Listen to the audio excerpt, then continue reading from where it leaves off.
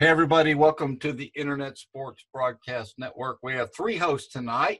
We have good old Smooth Dave, Donovan Hughes, spelled with a Ghes. Thank you. You're welcome. And Hurdy. And we're going to have a special guest tonight. We've got Scott Hairston coming on, ex-MLB player. And, hey, guys, first of all, welcome everybody to the broadcast that's listening in. And what a week. How did you guys feel about not having sports? It's kind of funky. It's bad. Yeah. Man. Yeah. I have a void in my heart that I didn't know I actually had because I've never had to experience this in my life other than when I was on ship when I was in the Marine Corps. When you had no choice and you were out in the middle of nowhere, right? Right. But if I was attached to any kind of TV or media, I'm in uncharted territory, which is kind of good sometimes for people. This all happened about an hour after we got off last week. As soon as we got off, remember we were talking about the NBA and they canceled the game at halftime right after we got off, and then everything was announced, right? Yes. Yeah. Craziness. Yeah, absolutely. It's crazy. So it's crazy. I guess they're doing the right thing. Absolutely, they're doing the right thing. I mean, okay. The next day, that night, they announced that one of the Utah Jazz players had the virus. Right. And so they shut that game down right at tip-off. Right. And then it turns out one of his teammates got it too. Tested positive. So, they did the right thing. And, and I think they did the right thing shutting sports down in general. So what are you guys doing to make up for it? Are you watching some of the classic stuff they're putting up, things you forgot about and rewatched it and went, oh, yeah, that's how that finished? Or did you been watching Netflix, or what have you been doing to fill the void? As Donovan says, the dark spot. Well, I'll tell you what I've been doing. So I do tape a lot of games that I see. I don't necessarily watch them when I see them. I tape them. Smart man. Yeah, and so – of course, I'm a Longhorns fan. I go Longhorn Network. They do some older games that I've seen.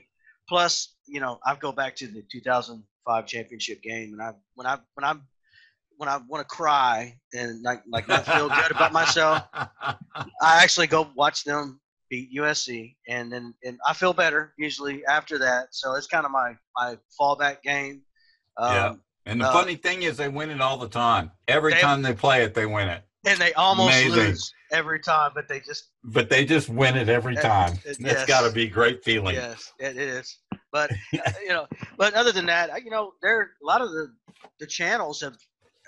It's kind of weird, and I'll tell you this: this weekend, I was flipping through and I saw, okay, well they're actually playing golf, and I like to play golf. I'm not very good at it, but I play at it when I can, and I think it was. Whatever was supposed to happen this weekend, it was on. And I was like, oh, this is cool. And I got to looking, and my wife says, that was last year's. Honey? No, she says, honey, they're playing? I said, wow, it looks like it. And I hit the info button, and I was like, oh, yeah, I'm in 2019. So, Don't get fooled again. Yeah. So, don't get fooled again. It's kind of one of those just going back, but you get – a lot of these channels are being pretty good about bringing back stuff. Which is cool. And they're bringing back some good ones too. So it's not like you don't have any replays to watch it all, and they're still professional. And even though may know the outcome, it's still pretty cool. Absolutely. So we'll live through it. Oh yeah. Well, my question, for the baseball thing is, let's say they start May. Let's say they don't even start in May. Do you think that they would change the schedule so they'd play more division games so they could actually come up with a leader in each division by the end of the season? I'm not sure how they would do that. That's interesting. Because if you think about it, they're going to miss 20 games. I don't know how many games they play. At least. They probably could make that up with their schedule. Yeah, but they're not going to force them into double headers every. It'd wear them out. I'm just wondering if they pick up where the schedule is, or they decide they really need to just rearrange the schedules where they're playing each other in their divisions or something a lot more, just to make sure that they've got whatever. It's worth. Well, discussing. I think all sports are going to have that problem because I think the NBA is thinking about trying to start up, and so they'll have to decide what schedule they're going to use to end the regular season and then get into the playoffs. So I think the only sport that may not be affected is the NFL if this thing is under control by then. That's true, and that makes sense. And the other thing that surprised me was they didn't even say they were going to reschedule the March Madness NCAA college basketball. They just flat out canceled it. I can't imagine that they couldn't have found a way to play that, By the way, we've got 4 people on now. I hear somebody else came on. Oh, yeah. I think our guest is in now. Are you there, my friend? Mr. Scott? I'm in. Hey, Scott. Welcome. Hey, how you doing? Good, man. Good to be on your show. Yeah, well, we were just Dave. Go ahead and introduce him, then we can start just talking shop. Okay? Yeah. Let's do a formal intro here. Yes, introduce our guest this week. He hails from Naperville, Illinois. He was a 3rd-round draft pick of the Arizona Diamondbacks back in 2001, and certainly has a great heritage in baseball with his family, which we'll be able to talk to him about. But we'll welcome to the show tonight former Major League Baseball player Scott Hairston. Yeah, thank you for having me. What's going on, buddy? Oh, nothing much. Just I had to make a store run to get the essentials. Dealing with this coronavirus outbreak, we have to make sure we have enough supplies. So I've just been taking care of the family and reaching out to friends and family in case they need anything, but just spending time with the family at home. We've been playing board games and just catching up with one another and just spending quality time together. So did you get any toilet paper while you were out today? You know what, Dave? I didn't even check for that. I mean, I have no idea why everybody's buying up all the toilet paper. I have no idea why they're doing that, but okay, go ahead. I don't know why many people are worried about toilet paper, but I just don't get it. Yeah, I don't either. So tell us, let's talk a little bit about baseball. And out in, you went to what, junior college? I did. I went to Central Arizona College from 1999 to 2001. Yeah, and got to play there for a couple of years before getting drafted by Arizona, and then you play in high school and college with baseball players as well too. Yes, I did. I went to Naperville North High School for 3 years, and then my family moved to Tucson, Arizona in 1999 and finished out at Canyon del Oro High School down in Tucson. Played my last year there, and then went to Central Arizona College for 2 years after that. Okay. All right. And you played with Ian Kinsler there, right? I did. I played with Ian Kinsler. Actually, we went to high school together for 1 year down in Tucson. He is from Tucson, Arizona. So we went to CDO together, and then we played a year at Central Arizona in 2001 as well. Okay. So I got to play with him twice. My roommate at Central Arizona was Rich Harden. He was a pitcher for the Oakland A's. Yes. For quite some time, and then he was with I believe the Texas Rangers for 2 years as well. Yep. Okay. All right. And so after you got drafted, you went into the Diamondbacks minor league system and worked your way up to the major leagues. Now, while you were in the Diamondbacks, I think with the AAA team, you got to come to Texas and play at the Dell Diamond, right? Yes, I did. Oh, cool. Now, let me remind you guys, when he came, me being a gracious host that I am, I went and picked him up, brought him home, my wife fed him, and then the guy destroyed me in Tiger Woods golf. That's funny. And I've never played the game since then. Hey, well, you know what? I couldn't go easy on you. I don't go easy I on don't. anybody in video games. It's okay. It's all right. It's good. But I did appreciate the meal and the hospitality, though. Oh, okay, good. Hey, Scott, this is Hurdy. Smooth Dave, y'all have a history, right? Didn't he was saying earlier y'all used to ride to some of the games together, White Sox games? Is that? Well, I used to go to the games with his dad when his dad Unbelievable. played for the White Sox. Yeah, that was back in the '80s. Yeah, wow. Sure enough, man. Yeah, I mean, when Dave had a afro, or Hey, Scott, if you have a picture of him somewhere with that, I'd love to have it. Yeah, you'll never see it. Yeah, you'll have to ask Dave for that. Okay, that's cool. Yeah, and so then you finally made it to the major leagues and with the Diamondbacks. And what was that like? Oh, it was amazing. It was something that I worked really hard for, and have my dad watching him play, and then after that, my brother make his debut. I was there for his debut, and it's something that I dreamed about a lot about as a kid, and that dream became a reality. And I think making my debut with the Diamondbacks, that was a team that when I went to high school and college, I'd go watch them play, and it was nice playing at home for a while. And I was grounded already here in Arizona, so I think that aspect was really good. I kind of eased my way into it. But when you're playing at that level, that they call it the show for the reason. The game is really fast. I mean, it's the best of the best. It brings the best out of you, and it brings the worst out of you. That's for sure. Yeah. And playing against guys like Ken Griffey Jr. and Derek Jeter, guys that I admired when I was growing up in junior high and high school, when they're making their debuts, it was kind of surreal playing amongst those guys. But again, it was something that I worked really hard for. I always believed in myself that I'd make it, although there's a lot of people that doubted me, but that just fueled the fire. So I was really blessed to get the opportunity and have the health to have a long career. Yeah, good. You played for a number of teams.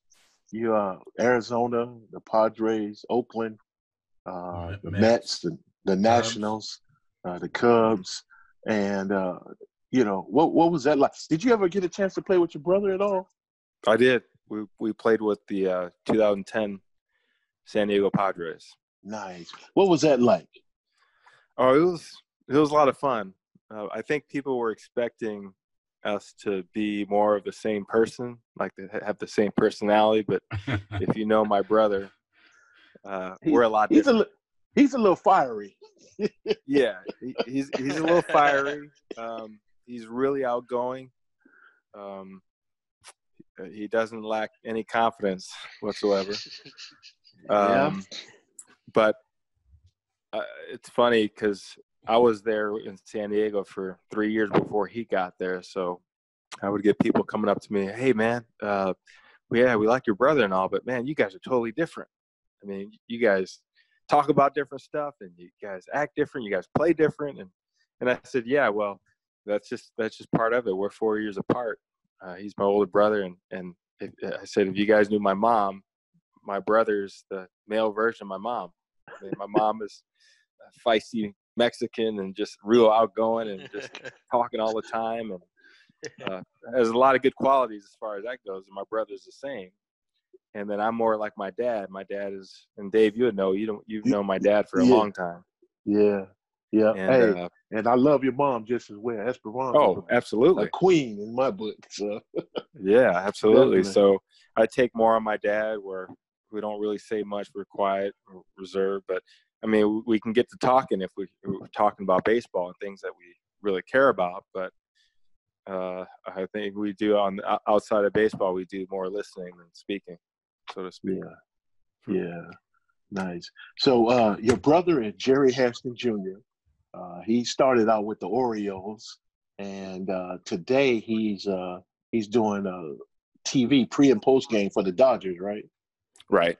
Yeah, yeah. Mm-hmm. So that's good. So y'all got a chance to play together. Tell us about your family history in baseball. Okay, so it all started with my grandfather, Sam. He was born in Mississippi, and he moved to Birmingham at a young age and started playing the Negro Leagues. He worked at a steel mill in town in Birmingham, I believe, when he started at 15. Wow. And then he had a lot of natural ability, loved playing pickup baseball games in town. Decided to try out for a Negro League team and made it, and didn't tell the truth about his age because he had to be 18. And I believe he was 17 at the time. So he started playing professional baseball at 17 amongst the Negro League greats. And he became a star there in the Negro Leagues. He won the batting crown. I think he won the Triple Crown, I believe, in 1944.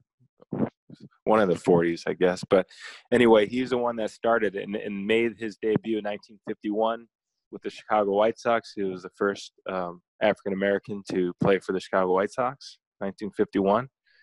And then came my my Uncle Sam, who played in the minor leagues in the early 60s, had to go to Vietnam. He made it up to AAA, but unfortunately after Vietnam, he had to come back and deal with some personal stuff, and he didn't go back to baseball. My Uncle John, who was 2 years younger than him, went through the minor leagues with the Chicago Cubs and played with the '69 Chicago Cubs in the big leagues. My dad, Jerry, as you guys know, he played 13 major league seasons, made his debut in 1973, finished his last year in parts of 1987 through 1989. And then came my brother, Jerry, who made his debut, I believe, in 1998 in September with the Orioles. And he went on to play 16 years, 16 seasons in the big leagues. And then I came after him. I made my debut in May of 2004 and finished in September of 2014. So that's in a nutshell the history of the Hairstons. I hope I kept it under 5 minutes. That was You good. And you were, I did take some notes, and you were like perfect on all of them. By the way, no, I mean it's remarkable that your family is like that. This is Donovan. It's amazing that Hi, y'all Donovan. I think it is so really cool that your family has like that history. There's hardly any families in the world that have that amount of like brothers and uncles and fathers and granddads that have been successful at one thing, let it be baseball or anything, but to be a professional baseball player, which is like one in a million thing anyway, it's amazing. That's really cool. It's never something. We never took for granted that aspect. We always, as a family, we cherish that because my grandfather was such a integral part of it. I mean, he's the one that started it, and his hard work that he put into his career, most importantly, his family, especially during those times where they're hard times. Yeah. The segregation and things like that he went through. And I think that really built the family up because people ask me all the time, well, what's the secret? How'd you guys get to where you are now? Well, there's really no secret. I mean, when you have somebody like my grandfather to like look up to and to try to make proud, you work that much harder. And yes, we did inherit some of his skills, the hand-eye coordination and the work ethic and things like that. You can't deny that. But then when you want something so bad and then you add those skills to it, I think it just compounds to being able to achieve success at a high level. Yeah. And that goes far. I mean, you can talk about any profession, I think, really. We just got to use what we have. But I think for my grandfather, I mean, talk about his character and the lives that he affected positively. We hear those stories, and that inspires us to work even harder. And he saw my brother play in the minor leagues, and I remember hearing how proud he was, but unfortunately he died before I got into the minor leagues. But with my dad and my uncle and the stories that they tell about my grandfather, they were inspired by him, and then they passed it on to us.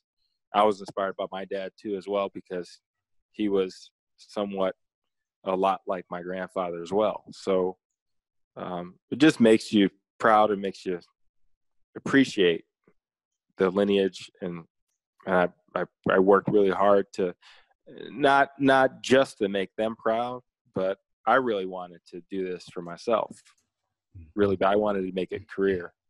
And it takes a lot of hard work and focus and belief in yourself, really, because there's a lot of people, more people are going to tell you you're not going to make it than you're going to make it. But again, that fueled the fire for me, and that didn't get me down. I just wanted to prove them wrong.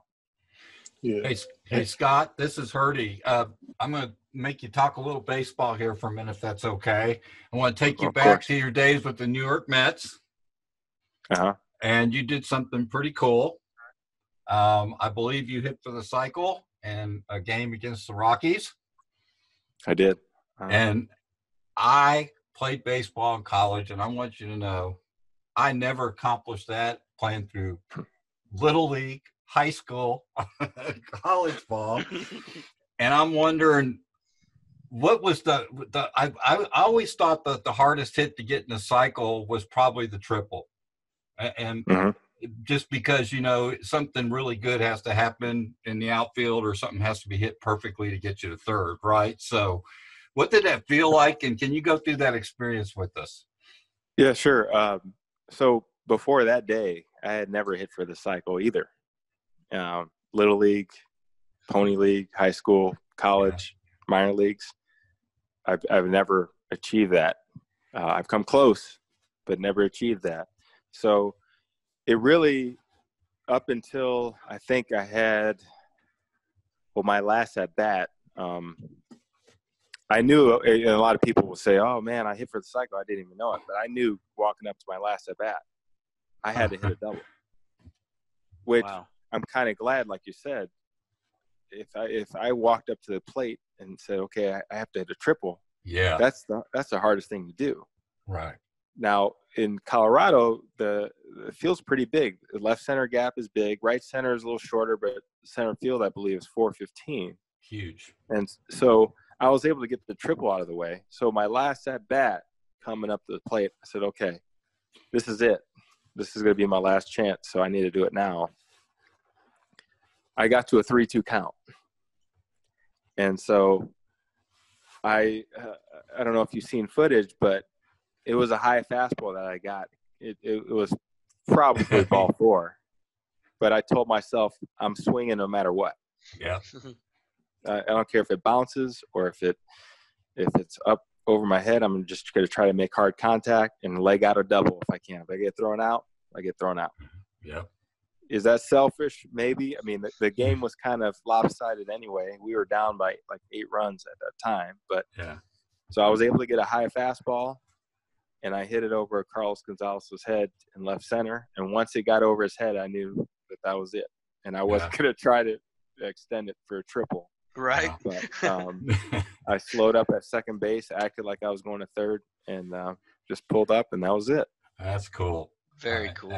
That's just something that a lot of people playing baseball always wanted to do, no matter what was going on with the records or anything. It's just a cool feeling and a cool thing to do. So, the smile on your face set it off. I watched the video on YouTube, and pretty cool. And you're the 10th. Now, I don't know if that's true today, but it looks like you were only the 10th New York Mets player to ever do that. I think that's right. Yeah. That's cool.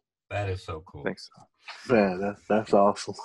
And you got to witness something else, right, Smooth Dave? You were telling me earlier. What did he get to witness? So you were playing a game where history was made in 2007, maybe.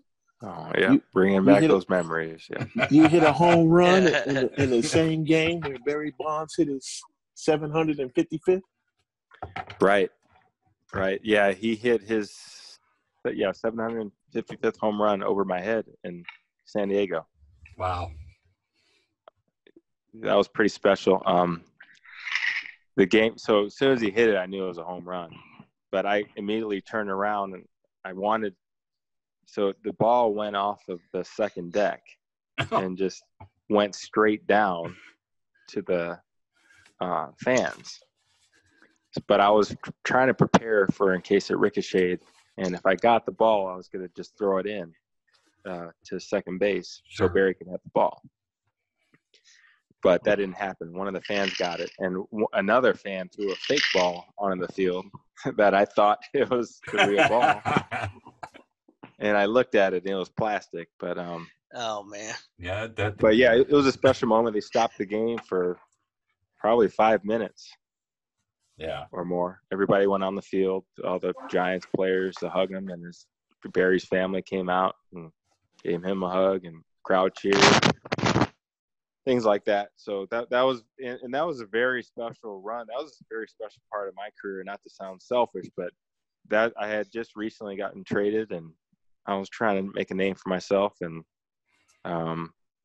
it was a very memorable part of my life, really. But I was so happy, like I said, playing against guys. I failed to mention Barry earlier when I mentioned Ken Griffey Jr. and Derek Jeter, but Barry was another one of those guys that I was just in awe of watching him hit and play. The best hitter I've ever seen in my life. People ask me that all the time. Who's the best hitter? And I would say Barry Bonds. Really? Just his technique and just power and everything that came with it? Or well, yeah. Ball selection? Right. I mean, yes, there is attached the steroid stigma that's attached to him. I mean, whether he did or did not, I mean, that's pretty much assumed because he did not test positive ever, but we can only assume. But with that aside, I mean, at that portion of in history of baseball, there's a lot of guys that were using. Oh, yeah. There's no denying that. Yeah. But they weren't doing the things that he was doing. There were pitchers were doing it too, so it's not like he was Absolutely. the only one. I mean, let's just be honest. Everybody was doing it, so it's kind of on the same playing field a lot of times. So absolutely. Yeah. And I'm here to say that I had never used before. I mean, I've been asked that several times. So on the record, I have never used steroids. So I want to get that out of the way. Good for you. That's in all honesty. Yeah. Or performance enhancing or amphetamines or anything like that. I always respected the game and the integrity of it. And I always mention that when people talk to me about that era. But as regards to Barry Bonds, did he or did he not? Maybe. We can only assume. But with his talent level and what he displayed on his great eye at the plate, his discipline was second to none. I think he is the most disciplined hitter I've ever seen, probably we've ever seen before. And I was just in awe when I saw him play. And Scott, he could hit anything. You know, I mean, he had bat reach and technique, and he could hit inside as well as outside, up, down, didn't matter. You know, I mean, he destroyed the baseball. So yes, great player. Can I tell a quick Barry Bonds story? Oh, yeah, go ahead. Absolutely. Okay, so this is my most memorable moment of his, probably next to his 755. But I was playing second base at the time. This was my first year with the Diamondbacks. We had the shift on, so I was pretty much playing short right field. Okay, and we had intentionally walked him 3 times, the first 3 times at bat. And the crowd, there's a sellout crowd, everybody was booing. So he walks up his last at bat, I think we were winning at the time, maybe 7-4, and there's one runner on base. So obviously, if he goes deep, it's 7-6, and this is his last time up. So we had a lefty in. I can't remember who it was, but he was pretty nasty, and the crowd anticipated that we were going to walk him again. But our catcher stood up, looked in the dugout, and then sat back down. We're deciding to pitch to him. So I'm like, oh, wow, okay. Is this for real? Are we going to pitch to him? Are we going to pitch around him? What's going to happen? So ball 1, ball 2, ball 3. I said, okay, now we're just pitching around him. We might as well walk him. Then I said, you know what? Barry just had a look in his eyes that he if there's going to be anything close, he's going to take a hack. So 3-0 count, runner on first. I'm playing short right field. Our pitcher throws up a slider on 3-0 on the outside corner about knee high. And Barry takes a swing and crushes it to right center and probably about 490 feet. Yeah. And I just remember him hitting it, and he dropped the bat, his usual classic bat toss. And I watched the ball go over my head really high, and I turned around. I kept my feet planted and watched it hit off the upper deck in right center, where past the restaurant. And I just remember watching him run the bases, and I said, "This is the baddest dude I have ever seen." Yeah. He had one pitch that whole night to put a bat on it, and he hit it 490 feet. And on a 3-0 count, usually as a hitter, you're thinking, it's 3-0. He's not going to throw anything. And he hits it. And I said, wow.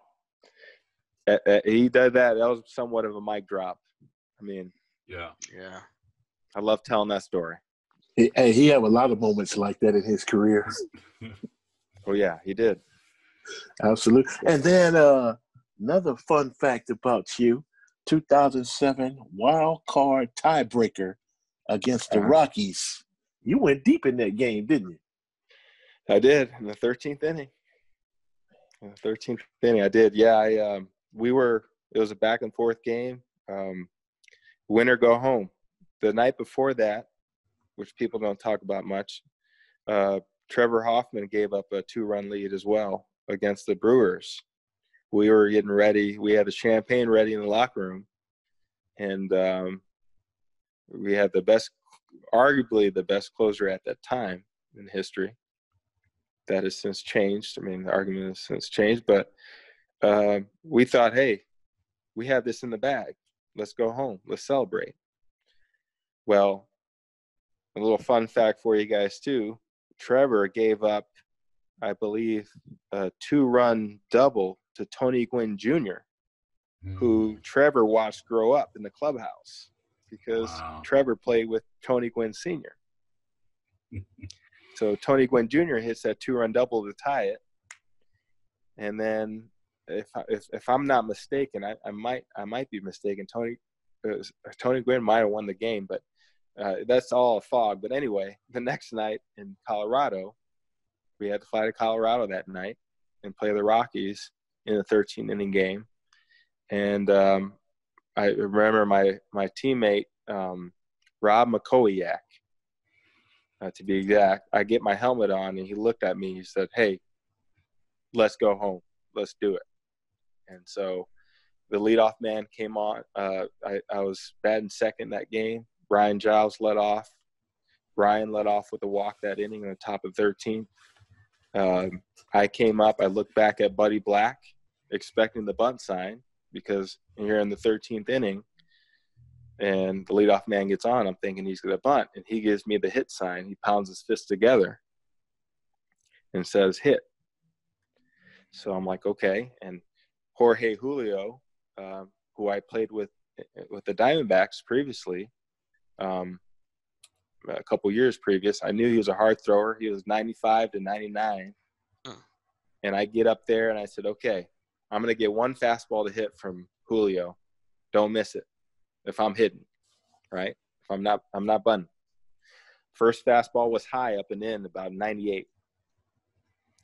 And then so I looked at the third baseman, and I think it was Atkins, and he was kind of confused why I wasn't bunting. So I'm thinking, okay, well, these guys think I might drop down to bunting again. Okay, so 1-0 count, and I said, hey, he's going to throw me a fastball right down the middle here. Don't be late. Make sure the head is out, the head of the bat. And sure enough, he threw me a 95-mile-per-hour fastball right down the middle, and I didn't miss it. I hit it over the left center field fence, put us up by 2.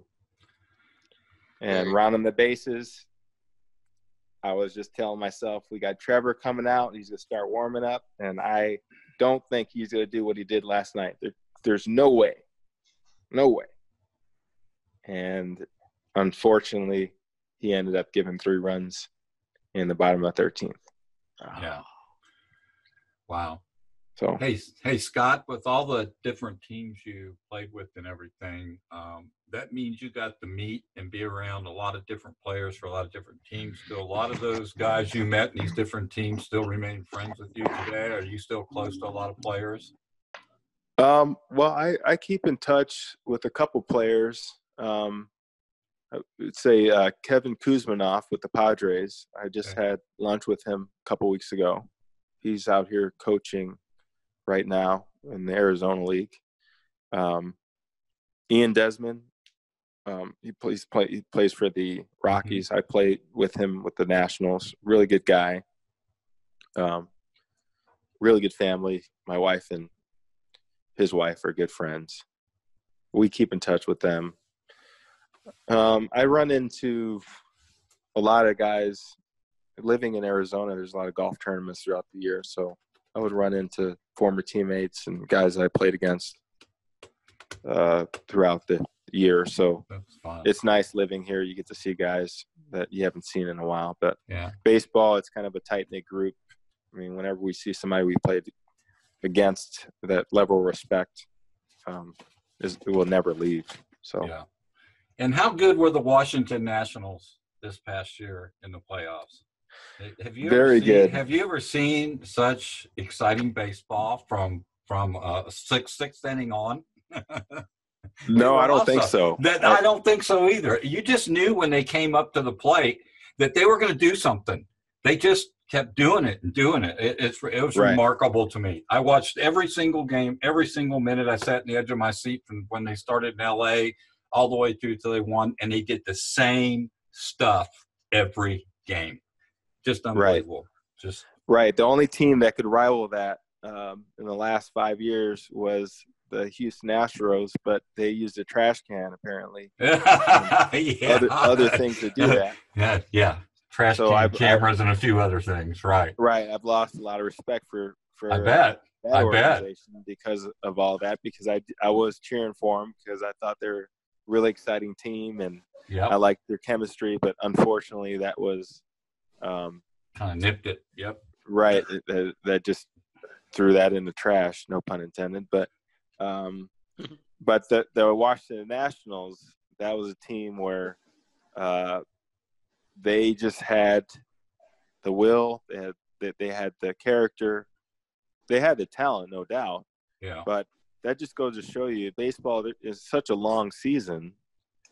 You have to play. You got to be firing on all cylinders at the right time, and they certainly did that because mid-season nobody was talking about the Nationals really. No, they were terrible. Right, terrible. They're potentially talking about unloading Anthony Rendon if you don't recall. But fortunately, Mike Rizzo, who is a great guy and a great GM, he didn't panic. He just stayed the course and saw his team moving in the right direction. And they were able to win a title. I mean, these guys were relentless. They had the right veteran leadership, which is not valued as high as it was when I first entered the league because the game has changed and There's different people in the front office now that don't have a baseball degree or a baseball background. They have a degree at Harvard, but they don't have much of a baseball background. And so that just showed the veteran leadership how much that goes, how far that goes in baseball. And you saw that with the Washington Nationals. Guys like Geraldo Parra, unbelievable. There's Drupal Cabrera. I mean, there's certain guys on that team that really they weren't the superstars of the team. But I tell you what, those guys, I played with as Drupal Cabrera, and I played against Howie Kendrick and Geraldo Parra, and I know what type of guys those guys are. And that's why they're all signed back to this team because, again, Mike Rizzo knows the value of veteran leadership. Yeah, agreed. Hey, Scott, I got a question for you. This is Donovan. So, a lot of people say, and is the camaraderie of a team, just the mental makeup, is so essential, obviously, to winning, especially championships. And you were on several teams. Can you tell us like the best, I guess, camaraderie that you had on the teams that you were on? I would say the 2007 Padres. I would say that's that year. I mean, although we didn't make it past that wild card game, but man, I tell you what, those guys. I mean, coming to the ballpark every day. I mean, as a big league player, you have a certain amount of joy coming to the ballpark, but each clubhouse is different. And man, playing for that team, you walk in the clubhouse, there's that energy. Again, veteran leadership, Mike Cameron, Brian Giles, Trevor Hoffman. That was that type of leadership, man. These guys really, really knew the game. They respected the game. They looked after the young guys and kept it cool. I mean, hey, you didn't feel so bad if you made an error. They'll come and pat you on the butt like, hey. But other teams wasn't that way when I was coming up. You make an error, they won't talk to you for 3 days. But those guys, I have so much respect for them, and that really made a difference, I think, in the way we played. I mean, we had a few injuries that year, but that I think evidently cost us the NL West crown, and we had to play that wild card game. But I think we would have won the division if we didn't have those injuries. But that team sticks out to me, and I was so happy to be traded. I think that really resurrected my career when I got traded over to San Diego in 2007. That really revived me, and again, it propelled me forward to play another 6 years. So, Very cool. so Scott, what I'm going to let Dave take us out in a minute. But Scott, what do you got your hands in today? What are you doing today? Well, I'm pretty active in giving lessons, baseball, hitting and fielding. I do that in my backyard. I coach a 13 and under baseball team. My son Dallas, he's 12, so he's on that team. I'm the assistant coach. So I'm very active in baseball and something for fun that my neighbor introduced me. I'm a consultant for Scout and Cellar Wine, so awesome. I do wine tastings and terrible. I mean, it's a terrible way of life. Huh? Yeah, baseball lessons. I can wine tell. Tastings, yeah. Man. I had a friend tell me like, yeah, so you do baseball lessons and do wine tasting? Man, that's like the best life. I said, yeah, you're exactly right. I wouldn't want to do anything else. That's awesome. So that's what I'm up to. So the wine, tell us about the wine. Okay. Sarah Shadinix, she's from Texas. She's a former attorney. She retired. She's 39 now, but when she retired, she was pretty young, and she was a good lawyer, but she decided that she wanted something else in life. She has a few young daughters, I believe, and she wanted to stay home. Then she decided to study to be a sommelier. So while studying to be a sommelier, she noticed that she was getting strong headaches after tasting the wines. So she went to several doctors, and they told her, well, the reason why you're getting these headaches is because all the additives that are in the wines you're drinking.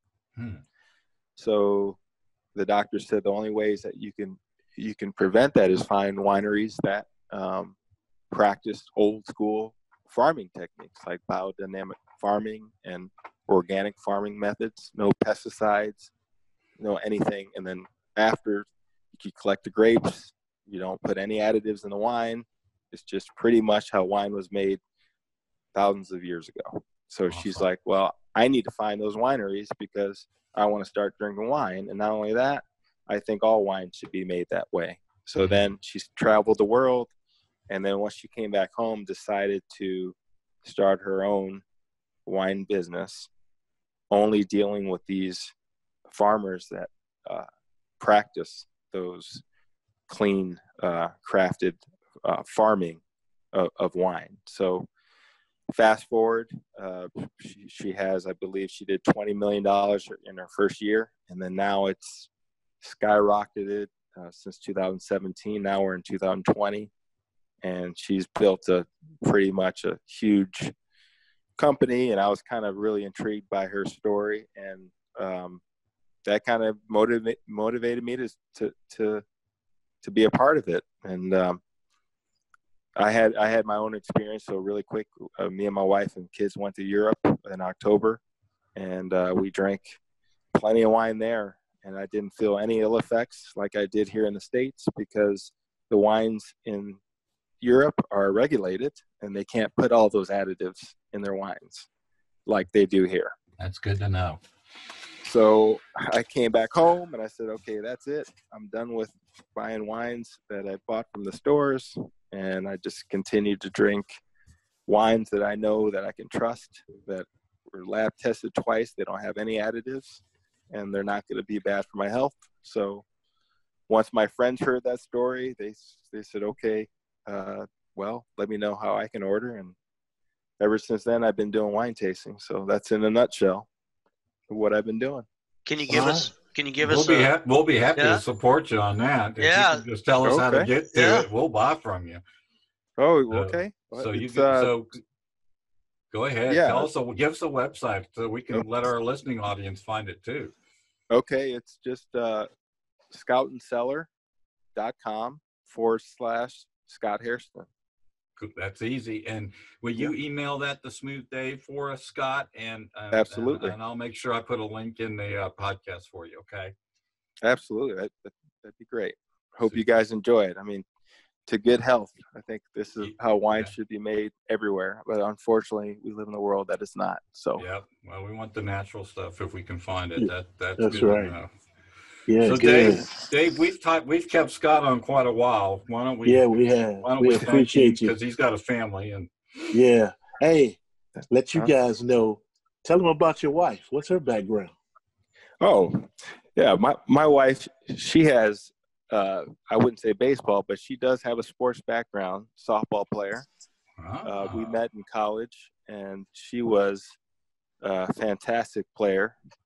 But most importantly, I mean, she's an amazing person and somebody that I knew I couldn't let go when I met her in college. But she was an all-state, first-team all-state pitcher in Arizona. She grew up in Gilbert, Arizona. She had a really good college career. She played 2 years. And then after college, by that time, I had already – once she finished, I was pretty much in AAA already. And we got married right before my season that I made my debut with the Diamondbacks. So We've been married for 15 years, and it's great because we talk baseball all the time. And I know that I can go to her, and if we're watching the game, I can tell her what's going on, and we can go back and forth. And, that's cool. And it's great with my boys, too, because they know that they have a mom that they can go out and play catch with and hit off the tee with. So that's pretty cool. Great. I've been blessed.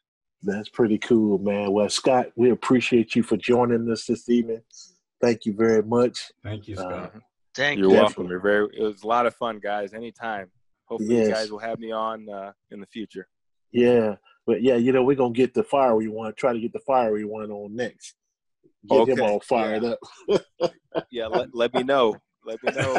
We'll bring them both You on guys at the Yeah. same time. Oh, that Y'all would be both fun. need to be We'll on. get them both on, and we'll would be just back up in the corner. That's cool. Yeah, well, exactly. You think I talk a lot? Yeah, you just be prepared. Have an hour segment. Yeah. With Jay Hare. Yeah, exactly, Jay Hare. So, hey, man, give my best to the family. And again, we appreciate you for being on, and thanks a lot. Thanks, Anytime, guys. Thank you for having me. You're welcome. All right, guys. Wow, what a great interview. Another wonderful podcast. Wow. We get some really quality people, on like Scott and loves to tell the stories, and Dave, amazing guest. Yes. He seems like a very genuinely great dude, and I'm so happy we had him on today. Yeah, he seems like the kind of guy you could sit across from if you didn't know him and feel like you're his friend pretty quickly, All right, guys. Wow, what a great interview. Another wonderful podcast. Wow. We get some really quality people, on like Scott and loves to tell the stories, and Dave, amazing guest.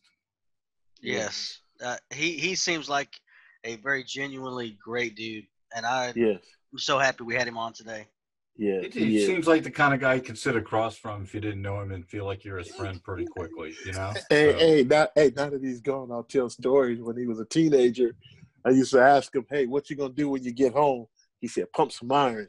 And man, did it pay off, because he bulked up pretty good. Yeah, he's a big boy. I was watching the YouTube video over when he's with the Mets when he hit for the cycle that game. Yeah, he's a big boy. Yeah, big strong man. That's awesome. Yeah, definitely. But just an all around genuine, humble guy. Right. And I'm glad to call him a friend. So definitely. Yeah.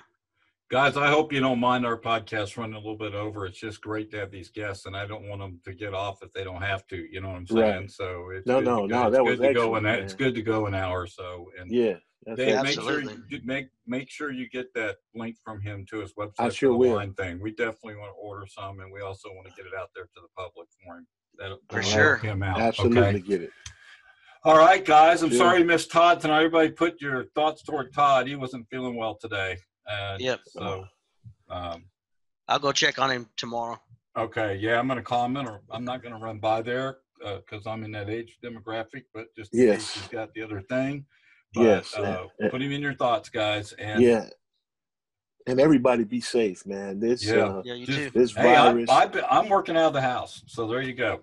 Well, I work out of the house anyway, so it's no big deal for me. But I'm really concerned because now it's hitting locally as of today. Yep. And I'm just really concerned and hope, man, that we do our best to protect ourselves and others. Yes, sir. And we get this thing under control and get back to sports, man. I miss it. Absolutely. But hey, let me throw this at you. Okay.